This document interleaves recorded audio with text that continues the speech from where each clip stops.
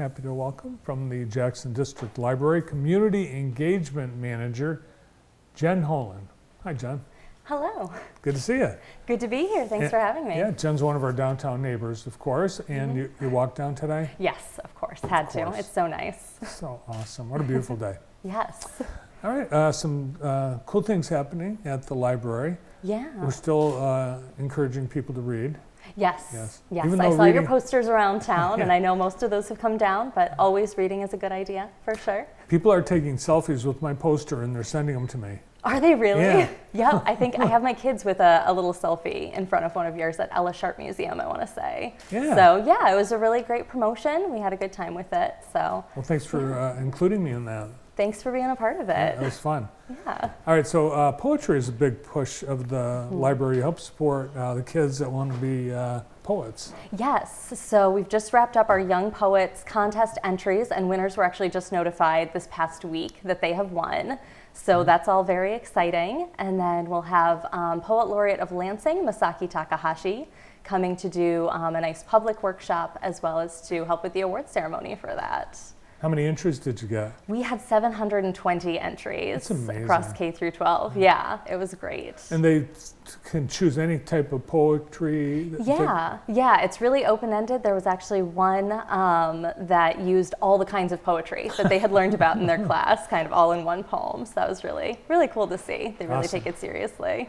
So the workshop, is it for the kids? Yes, so it's for, and you didn't have to enter the contest or anything. It's anyone K through 12 can go, and it's on May 3rd at the MLK Center, and that's going to be with the Poet Laureate. So that should be really exciting. We're looking forward to it. And then at Parkside, they're going to be actually, the kids, the winning entries will be reading their poems? Yep, exactly. All the winners and honorable mentions get to read their poems on stage, and then Masaki Takahashi will be there as well. Do they have to memorize their poems? They do not. Okay.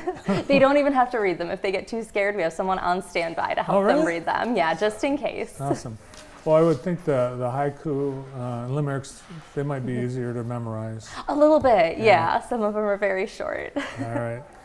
Still in April, though, we've got some events and programs coming up. Your literary series, what's that? Yes, so we have so many authors coming to visit through all these different means that we're kind of making it a whole series. So first up is going to be Carrie Gunter Seymour, who is the Poet Laureate of Ohio.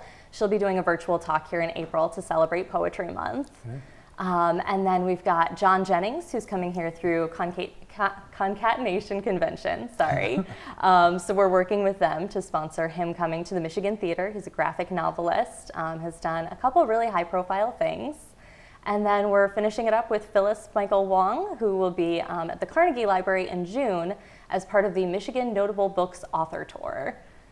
Now, John Jennings, I've heard of him. He's pretty well known among younger generation, the kids that are into the young people that are into graphic novels. Yeah, he's a really big deal. He's got a Silver Surfer comic that's coming out now that I think you can get at Nostalgia Inc. probably, and then he's got a couple adaptations that he's done of Octavia Butler's novels, turned those into graphic novels. So yeah, it's very exciting to have him here. Nice, and because he might be attracting hundreds.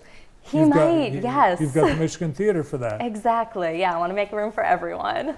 Now, these events, of course, are on the library calendar at myjdl.com, and they'll also be featured on Today in the J as we get closer to those events. Then, with this weather, summer's knocking on the door. That's right. It's real close. You guys getting ready, gearing up for the various summer things you do? Yeah, we always have a lot going on in the summer. This year is no exception. So we've got our Summer Discover with, there's reading challenges. You can win prizes. When you read a certain amount and log it, you can enter tickets to try to win the grand prizes. And then we're bringing in a lot of performers as well. I know animals, live animals are part of one of the popular things that you do during the summer. Yeah, that's always a really big hit. So they're coming back this year. You'll have another chance to see them. And if you haven't been to a library, the Jackson District Library, lately, you might be in for a surprise because you have been on a program of either refreshing or renovating or completely rebuilding branches for the last several years. Yes, there are a lot that are either brand new or look brand new, and then the eastern branch is undergoing renovations right now. So yeah, it's just ongoing. They're all getting a nice refresh. Yeah, any idea when the eastern branch might reopen? You know, I am not sure. I am so sorry. I know they're working fast on it. Well, if it's like any other construction project, that's the correct answer. It felt safe, yeah. Yeah, well, people, the supply of materials and subs, it really is. It's challenging. Yeah, there's a lot that goes into it, for sure. Yeah. Now, because we have Reading month in March, we're focusing on poetry in your little literary series this month. Then the summer reading program begins. There isn't a month that you don't have something. No, not really. There's always something going on. And Storyfest was a big success this past year. Yes, so we're already starting to gear up to plan the next one. That's going to be in early November. So I'm really excited to bring all those storytellers back, hopefully, and have another great event with them. Nice. If you don't have a library card, they're free, aren't they? Yeah.